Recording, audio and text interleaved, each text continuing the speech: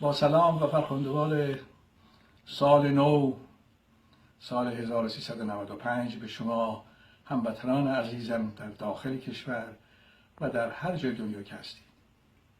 امیدوارم این سال سالی پر از امید، پر از خوشی برای شما عزیزان باشه و به راحتی بتونید زندگیتون رو دنبال بکنید و به اهدافتون برسید. مخصوصا برای جوانانی که پر از انگیزه و امید و آرزو هستن، امیدوارم که این سال سالی باشه که آرامش داشته باشن و بتونن اهدافشون رو دنبال بکنن، چون نهایت آرزو من جوانای مملکتم. خود من هم با یک مهمان 15 سالی سالهاست که آشنام و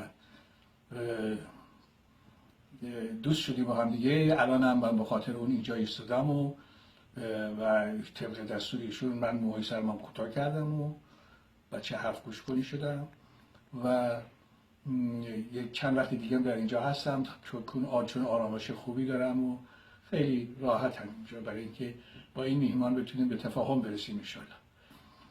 و تفاهم که رسیدیم که من دیگه راه میام به سراغ شما میهنان عزیزم و کارهای هنری رو دنبال خواهم کرد.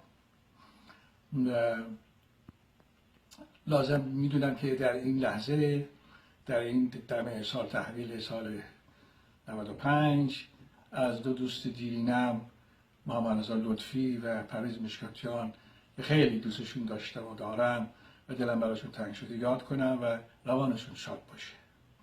باز هم امیدوارم که شما عزیزان سالی خوش پر از موفقیت و سلامتی داشته باشید. سرفراز باشید. قربان همه شما.